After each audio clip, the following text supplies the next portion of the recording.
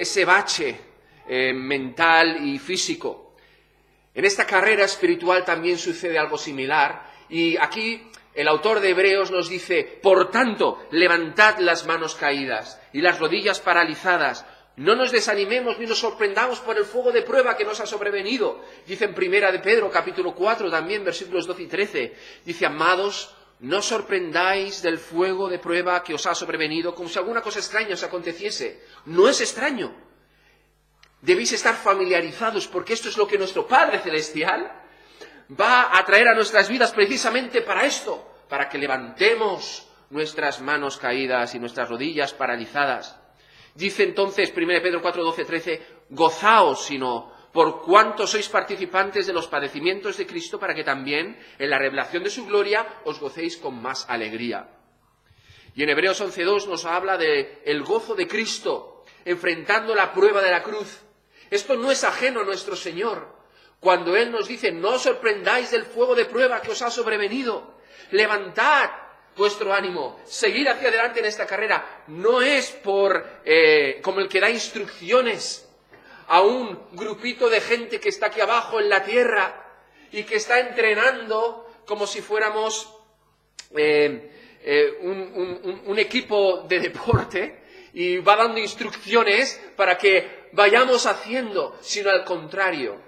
El que nos está diciendo todas estas cosas ha estado entre nosotros y ha sufrido todo cuanto nosotros podamos llegar a sufrir, enfrentando la prueba de la cruz, porque Él sabía cuál iba a ser el fruto final. En este caso podía ver el fruto de la obra que Dios estaba haciendo en su vida como si fuera en el presente. Y Pedro nos exhorta a tener la misma perspectiva, a gozarnos al saber que nuestro Padre nos está disciplinando, está obrando en nosotros como obró en Cristo, a través de diferentes formas y pruebas para traer un fruto apacible, y que nuestra vida sea ese fruto agradable a los ojos de Dios. Aunque, dice el versículo 11, es verdad que ninguna disciplina al presente parece ser causa de gozo, sino de tristeza. Ninguna disciplina parece ser causa de gozo. Y entonces dice también en el versículo 15, mirad bien, versículo 15 del capítulo 12 de Hebreos, mirad bien, no sea que alguno deje de alcanzar la gracia de Dios. Sed diligentes significa mirad bien. No sea que perdiendo perspectiva de lo que Dios está haciendo en nuestras vidas, a través de su gracia, sigáis el ejemplo de Saúl. Este es el ejemplo que él nos da después.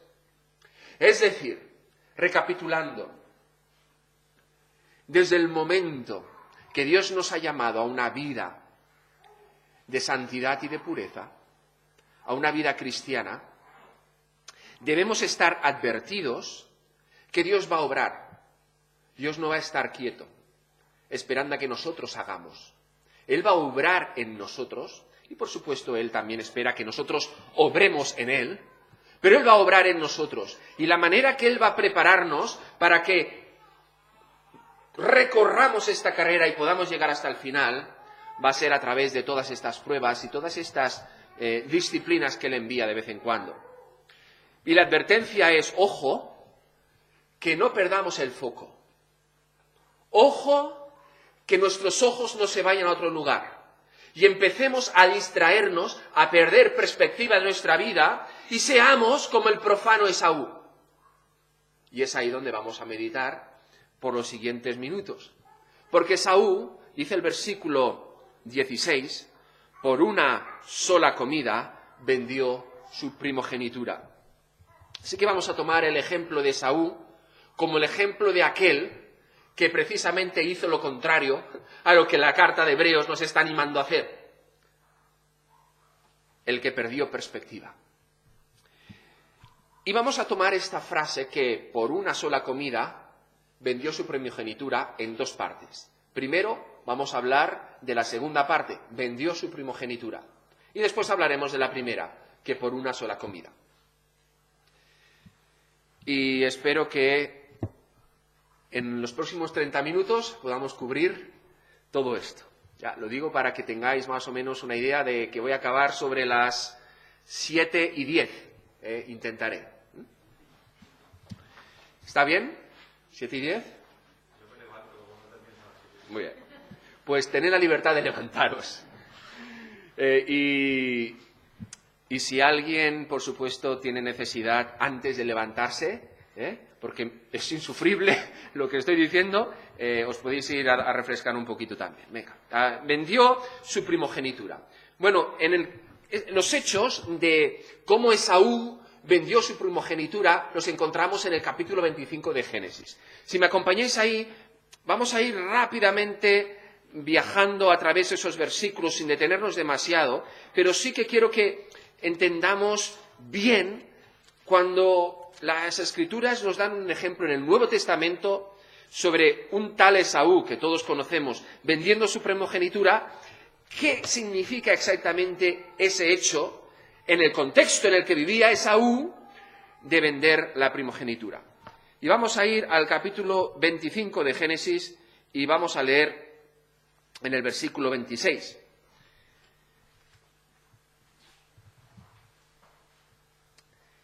Después salió su hermano, trobada su mano al calcañar de Esaú, y fue llamado su nombre Jacob.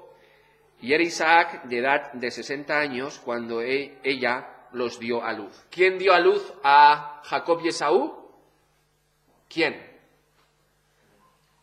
Rebeca, que era esposa de Isaac. ¿Y cómo se llamaba el hermano de Esaú?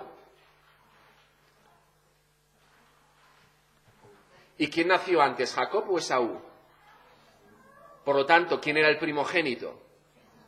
El primer nacido. Versículo 27. Y crecieron los niños y Esaú fue diestro a la caza, hombre del campo. ¿A qué se dedicaba Esaú? A cazar. Por lo tanto, era cazador. Y en el versículo 28, y amó Isaac a Esaú. Una pregunta dificilísima. ¿A quién amaba Isaac? Por lo tanto, era amado de su padre. Y versículo 29, guisó Jacob un potaje y volviendo Esaú del campo, cansado. ¿Cuál era el estado físico de Esaú cuando volvió de cazar? Estaba muy cansado. Cuando volvemos nosotros de trabajar, ¿cómo estamos? Cansados. Muy bien. Entonces ya vemos que los personajes bíblicos son tan humanos como nosotros, Se cansaban después, y más cuando has estado todo el día cazando.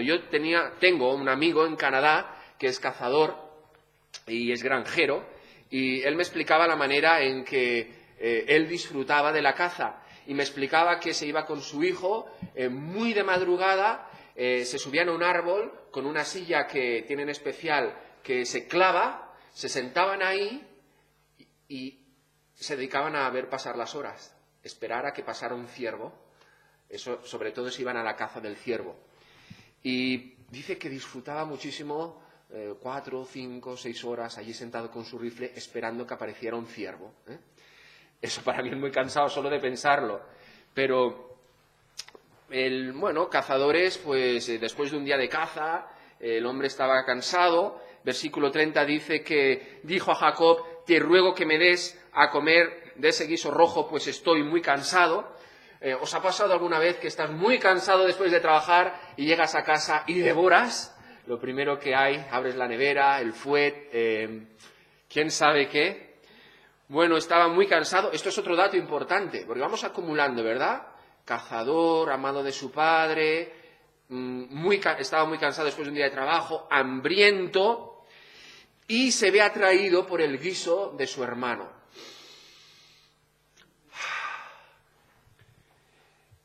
Versículo 31. Y Jacob respondió, véndeme en este día tu primogenitura. ¡Wow! Esto nos sorprende. Jacob le hace una oferta a su hermano. ¿Tienes hambre? ¿Quieres de mi guiso? Véndeme tu primogenitura. Aquí vemos cómo Jacob usó de astucia para pedirle la compra de algo que aún no hemos llegado a definir bíblicamente qué es la primogenitura, a cambio de un guiso rojo, de una sola comida, como nos dice Hebreos. Y aquí vemos en el versículo 32 la característica, una de las características principales de la personalidad de Esaú. Fijaos lo que dice. Entonces dijo Esaú: he aquí yo me voy a morir. ¿Para qué, pues, me servirá la primogenitura? A ver, una pregunta. ¿Estaba pensando en el largo plazo o en el corto plazo, Esaú? En el corto plazo, ¿no? Muy bien. De ahí a que podamos decir que Esaú era impulsivo, tenía hambre, estaba cansado y lo que quería era llenarse el estómago ahora, en ese momento. Tiene la oportunidad de hacerlo y no se frena. Tuvo el impulso dominado totalmente por el apetito. Así que una de las cosas que creo que podemos resaltar ya de Esaú es que era un hombre impulsivo, un hombre impulsivo. Hizo lo que le pedía el cuerpo, en lugar de lo que debía hacer. No pensó como debía y actuó en consecuencia. Versículo 33, otra característica, muy mal hombre de negocios. Y dijo Jacob: júramelo en este día. Y él le juró y vendió a Jacob su primogenitura. Vendió su derecho vitalicio a la primogenitura por una sola comida. Hebreos 12:16. Por una sola comida vendió su primogenitura, que se digiere y se expulsa del cuerpo en cuestión de horas. Por causa de su cansancio, por causa de su pensamiento totalmente desenfocado, por no apreciar el privilegio de lo que Dios en su providencia le había concedido, simplemente hace este negocio de intercambiar tal derecho vitalicio por un momento de satisfacción. Y aquí en el 34 es donde ya vemos su carácter espiritual. Entonces Jacob dijo a Esaú, dio a Esaú pan y del guisado de las lentejas, y él comió y bebió y se levantó y se fue. Así menospreció Esaú la primogenitura. Es lo que Hebreos dice acerca de Esaú.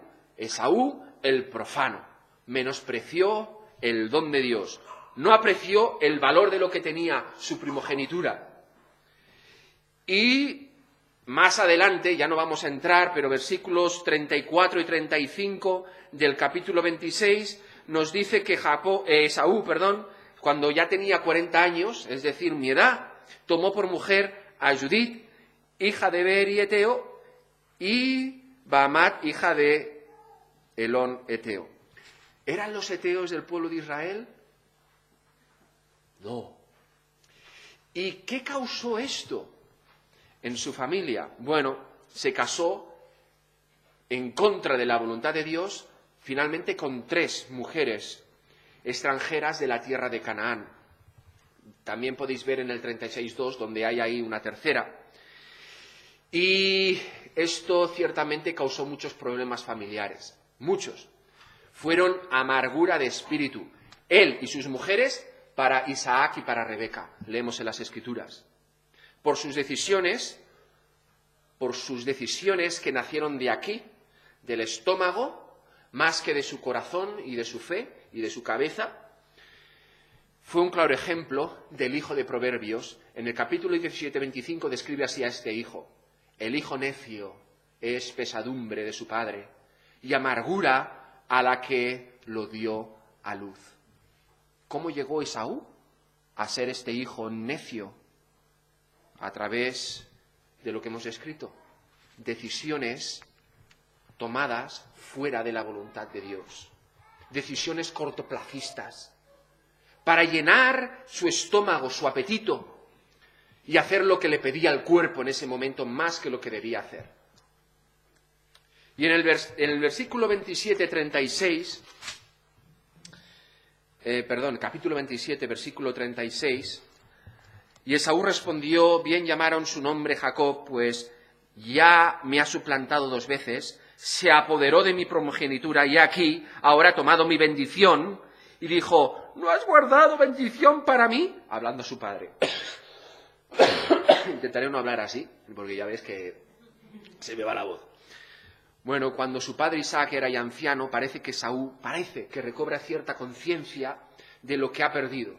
Es curioso, ¿verdad?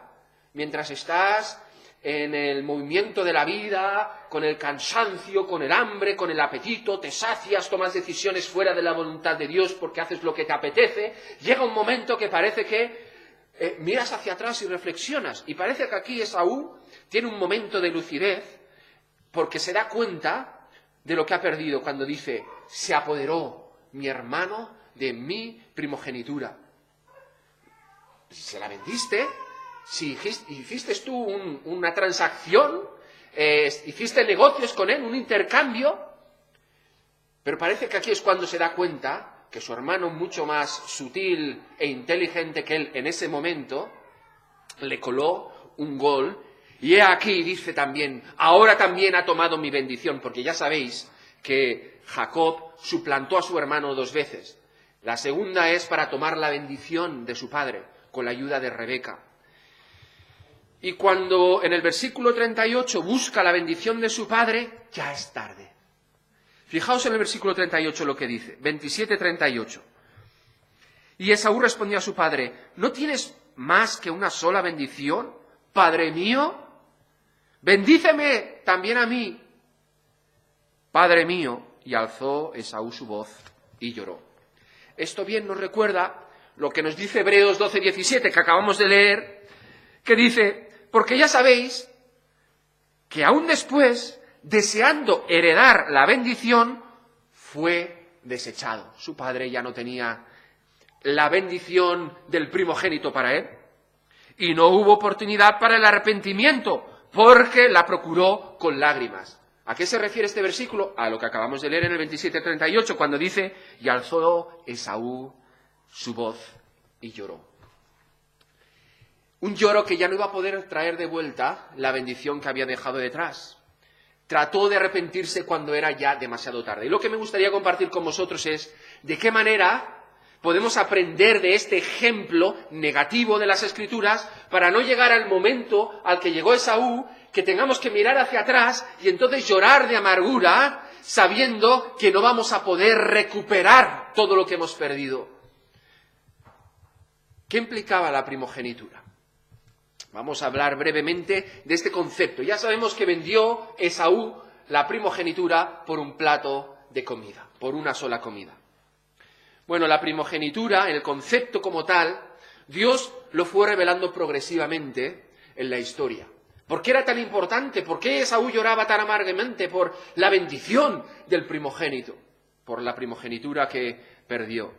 Bueno, en los tiempos de Esaú no se había aún dado la ley mosaica que trataba directamente con el asunto de la primogenitura. Pero es evidente que tanto Jacob como Esaú tenían cierto conocimiento de las implicaciones de la primogenitura, por todo lo que hemos leído, ¿verdad? Esaú amargado y llorando, sabiendo que había perdido la primogenitura, Jacob procurando la primogenitura. Ya había cierta cultura entre el pueblo y entre las familias de lo que implicaba esta primogenitura, aunque no sabemos bien los detalles, porque las Escrituras no necesariamente nos lo revelan. Durante los días de Abraham tuvo que haber algún tipo de comunicación oral en relación a los privilegios que tenían los primogénitos, aunque, como ya he dicho, la Biblia asume el asunto sin más y no nos da más detalles.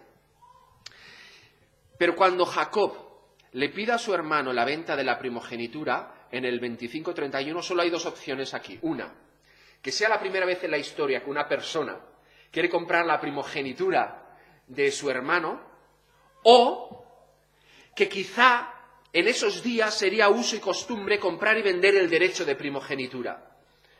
Y como mínimo nos revela que Jacob tenía un deseo. Y ojo, era un deseo de recibir una bendición espiritual. Y una bendición que era permanente, que le permitiría heredar las promesas que Dios dio a su padre. A través de su abuelo Abraham, cuando Dios le dijo a Abraham, en ti serán benditas todas las naciones de la tierra.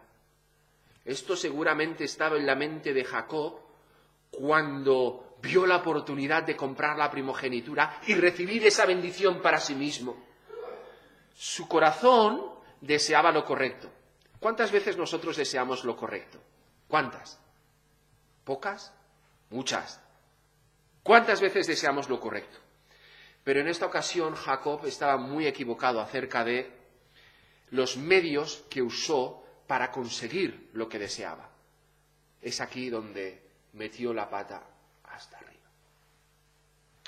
Bueno, en Génesis 27 Dios revela esa trama que hubo entre Raquel, Séfora, Rebeca, ¿quién? Y Jacob, ¿quién? Rebeca y Jacob. Para conseguir, has visto, los predicadores tenemos muchos recursos, nos equivocamos en un nombre, entonces hacemos como que estamos diciendo para que vosotros lo adivinéis, pero no es que me he equivocado, ¿eh? La trama entre Rebeca y Jacob, para conseguir la bendición de Isaac sobre Jacob. Y entonces es cuando Jacob da la bendición, Isaac da la bendición a Jacob y después también da la bendición a Esaú. Pero la bendición de Esaú es un tanto diferente. Fijaos, en Génesis 27, la bendición del primogénito es diferente a la bendición que recibe el otro hermano, que en este caso es Esaú. Versículos del 39 al 40. Entonces, Génesis 27, 39. Entonces Isaac, su padre, habló y le dijo: he aquí, será tu habitación en grosuras de la tierra y del rocío de los cielos de arriba, y por tu espada vivirás, y a tu hermano servirás, y sucederá cuando te fortalezcas que descargarás su yugo de tu cerviz. Y esta es la bendición que él recibe, la de la sumisión del pueblo, la descendencia de este hombre que se llamaba Esaú, a la descendencia de Jacob, que había recibido la gran promesa y habría recibido la gran bendición del primogénito. Bueno, y si estudiáramos un poco la historia del pueblo descendiente de Esaú, nos damos cuenta que es una historia con principio y fin. Es un pueblo que a día de hoy ha desaparecido. El pueblo de los edomitas, que precisamente son descendientes de Esaú. Cuando Esaú precisamente se apartó de Canaán se apartó de Canaán para encontrar espacio para sus ganados, se fue a vivir a Seir, al monte Seir. Ahí es donde habitaban los horeos, como las galletas Oreo, pero con H, los horeos. Y allí tenían pues príncipes, jefes. Y Esaú tomó de ahí una mujer de los horeos, se casó con ella, se llamaba Aná, una de las hijas de Aná, que era uno de los príncipes, y de ahí, pues, con sus 3 mujeres, proliferó Esaú, formando así el pueblo de los edomitas. Más adelante en la historia, el pueblo de los edomitas lo vemos sujeto a Babilonia, y bajo el imperio persa, Edom se convirtió en una provincia de Persa llamada Idumea, que es el nombre griego para Edom. Y más adelante, en tiempo de los macabeos, incluso, fueron forzados a aceptar el judaísmo. Y cuando los romanos se apoderaron de Palestina, también lo hicieron de los edomitas. Y de los edomitas proviene el padre de Herodes el Grande, que es el procurador de Judea de los tiempos, de los primeros tiempos nuevotestamentarios. Y tras la destrucción del general Tito de Jerusalén en el año 70, prácticamente desaparecen de la historia. Un pueblo con principio y fin, que no perdura. En ti serán benditas todas las naciones de la tierra. No así con Esaú y su descendencia. Vendió su primogenitura. La historia del pueblo que nació de Esaú, el hijo primogénito que menospreció la primogenitura y su bendición. Y hay toda una historia aquí sobre el derecho de primogenitura. En el tiempo de la ley mosaica implicaba el derecho en la repartición de los bienes, de las herencias, de recibir el doble que el resto de familiares. Y ciertamente Dios honra a los primogénitos y los consagra para Él en el Antiguo Testamento. Tanto es así que en los días de la salida de Israel de Egipto, Dios ordenó que todos los primogénitos fueran consagrados a Él. Y más adelante aceptó la consagración de todos los primogénitos de Israel, pero a través de la sustitución del servicio que los levitas iban a dar al tabernáculo.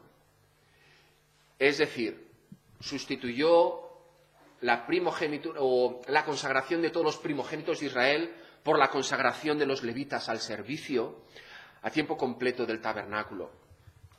Y hay toda una historia, más detalles que me gustaría compartir, pero que el tiempo va avanzando y que, si acaso, podemos otro día estudiar. El concepto de la primogenitura en el Nuevo Testamento sigue vigente, es muy importante. Hay varios versículos que se refieren a la primogenitura del Señor Jesucristo. Dice, el primogénito de toda creación. ¿Lo habéis leído esto? ¿En qué carta? Colosenses. Y también en la misma carta, esto es en el versículo 15 del capítulo 1, en el versículo 18, dice que, si no recuerdo mal, es el primogénito de entre los muertos para que en todo tenga preeminencia. Creo que ese es lo voy a leer porque no estoy seguro. Colosenses 1, 18. Él es la cabeza del cuerpo que es la Iglesia, Él es el principio, el primogénito de entre los muertos para que en todo tenga la preeminencia. Se refiere, en este concepto del Antiguo Testamento, ahora se refiere al Señor Jesucristo como el primogénito. E incluso os digo más, en el mismo capítulo 12 de Hebreos, en el versículo 23, ahora se refiere a los creyentes como la congregación de los primogénitos. ¿Os habéis parado a pensar qué significa la congregación de los primogénitos? ¿Por qué se refiere a nosotros, los cristianos nuevo testamentarios, como los primogénitos? ¿Primogénitos de qué? Bueno, ahí yo he tirado de comentarios y ciertamente pues he estudiado lo que dicen los grandes teólogos de la historia. Simplemente a la conclusión a la que he llegado es que primogénitos, en tanto en cuanto se refiere a aquellos cristianos que ya han gustado del cielo y de la herencia celestial. Y Matthew Henry hace referencia también a este pasaje y dice que, por lo tanto, como primogénitos, alcanzaron, aquellos que ya se han ido a la presencia del Señor, los honores y privilegios antes que el resto de los creyentes.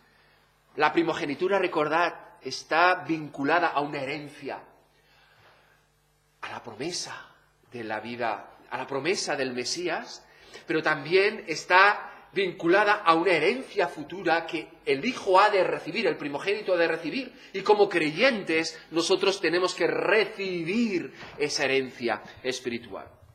Bueno, entonces, cuando Hebreos habla de Esaú como Esaú el profano, lo hace, ahora creo que lo podemos entender un poco mejor, en el contexto de todo lo que despreció en relación a su primogenitura.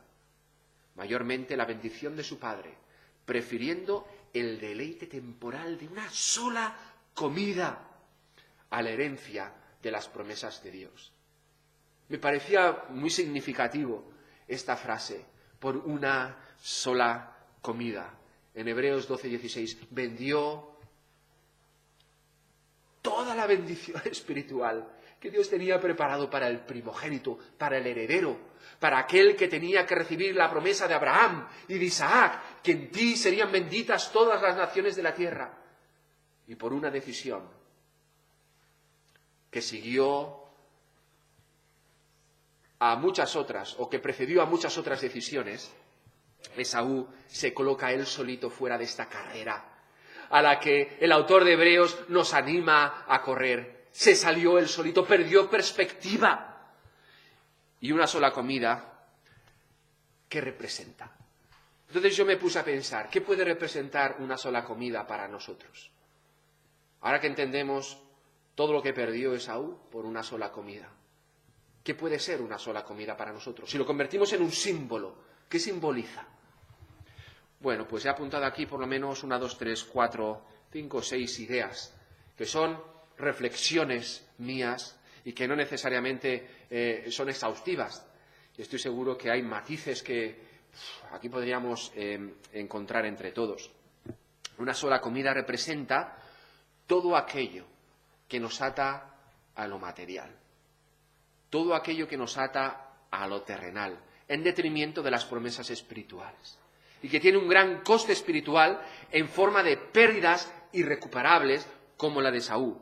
Fue desechado, dice las Escrituras, y no hubo oportunidad para el arrepentimiento, aunque lo procuró con lágrimas. Entonces tú puedes empezar a pensar que es todo aquello que pueda haber en tu vida que, número uno, te ata a lo material, te ata a lo terrenal, en detrimento de las promesas espirituales. Es decir, algo que se pone por delante del propósito que Dios tiene para con tu vida. ¿Qué es? También una sola comida representa el peso y el pecado que nos asedia. Todo aquello que nos distrae de avanzar en la carrera que tenemos por delante.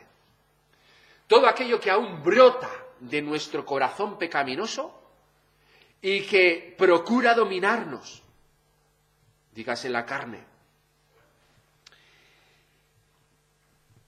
Comer es algo no necesariamente relacionado con el pecado, pero comer puede estar relacionado con el pecado. En este caso, el pecado de Esaú fue el de sustituir tal bendición como su primogenitura por una comida. La comida en sí no era ni venenosa, ni tenía una píldora de pecado, sino el pecado salió del corazón de este hombre por una mala gestión de sus prioridades. Una sola comida, en tercer lugar, representa todo lo que nos hace perder foco y perspectiva de Jesús. Todo. Da igual lo que sea bueno o sea malo. Si nos hace perder perspectiva, es porque nuestro corazón está demasiado enfocado en eso. También una sola comida representa el punto de inflexión. Un punto que requiere, puede ser un pensamiento, puede ser un acto erróneo, puede ser un acto equivocado, un punto a partir del cual hay un declive en la vida. Todo declive empieza en un punto.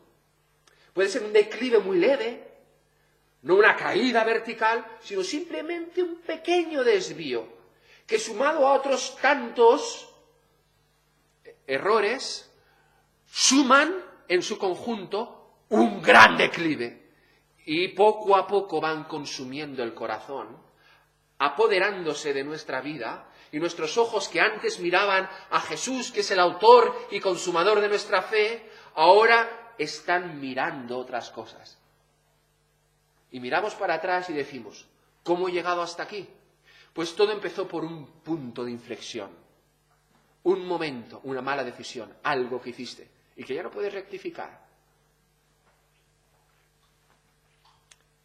Ay, cuando hiciste este algo, tal fue el desánimo, que para saciar el desánimo hiciste algo peor.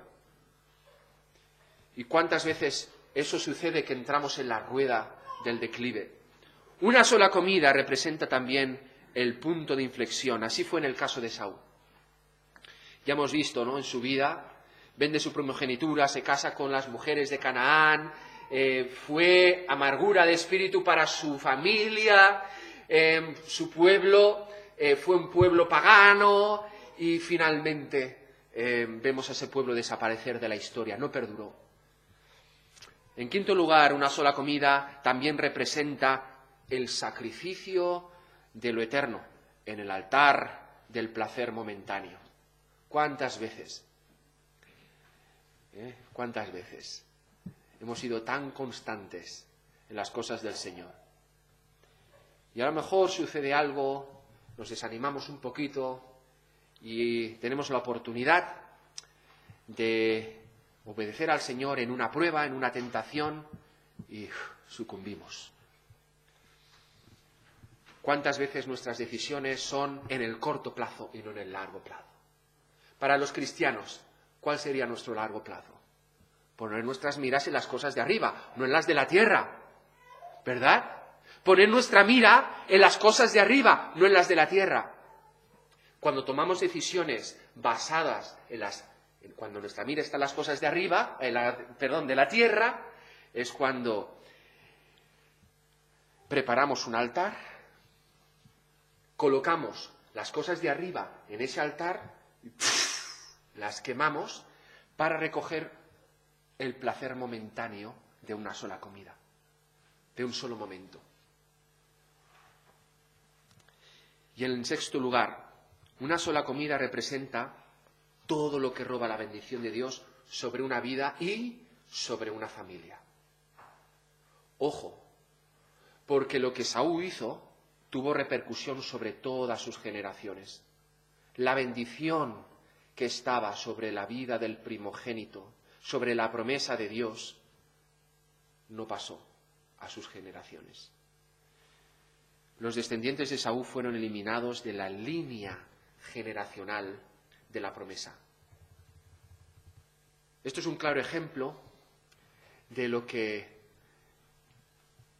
pasa cuando actúa la carne, el pecado, la vieja naturaleza en el creyente. Desde el vientre Esaú y Jacob luchaban por tener la preeminencia, agarrándole del calcañar, el otro saliendo. Esaú es el mayor y primogénito, aunque más tarde Jacob se apoderó de esta primogenitura.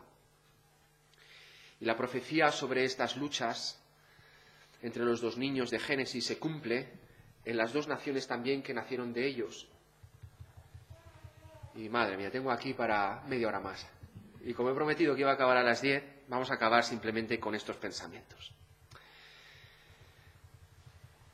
Por una sola comida vendió la bendición espiritual, la primogenitura. Y mi pregunta, cuando yo estudiaba este pasaje, y cuando leyendo este pasaje, esa expresión por una sola comida sobresalió y me dio mucha inquietud y empecé a estudiar más el contexto de la vida de Esaú para entender lo que significaba esa expresión por una sola comida. Llegué a esta conclusión, y es que más a menudo lo que nos gustaría, nos comemos las bendiciones espirituales y no las apreciamos, las desechamos. Y esto todo porque perdemos perspectiva de lo que antes les decía al principio Hebreos 12. Recordad, estamos en la carrera en la que Dios en momentos va a traer el fuego de la prueba. Dios es fuego consumidor, dice Hebreos, el último versículo 12, capítulo 12. Dios es fuego consumidor, Él envía fuego, fuego purificador. Él va a llevarnos a momentos de verdadero estrés, porque tiene que estresar nuestro ser, todo nuestro ser, espíritu y alma y cuerpo, con el objeto de que desaprendamos para volver a aprender, con el objeto de que podamos ser moldeados y transformados a la imagen de su Hijo y podamos obtener ese carácter. Y mientras Él está haciendo esto, estamos rodeados de 1000 distracciones. Es muy fácil dejar la carrera y dejar que las manos caigan, que las rodillas se paralicen. Y entonces encontremos un refugio en algo, sea lo que sea, que viene a sustituir la bendición de Dios. No perdamos el ánimo. Por una sola comida Esaú perdió la primogenitura, vendió la primogenitura, fue un acto de su voluntad. Está en nuestra voluntad también el seguir hacia adelante en esta carrera espiritual. Yo os animo a todos a que reflexionéis. ¿Cuál es esta comida para ti? Para Esaú fue un plato de lentejas.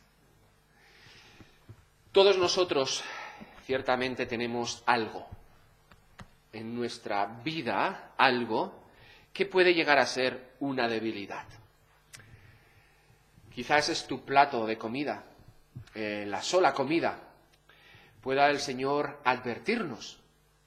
La advertencia de Hebreos es clara. Por tanto, considerad estas cosas.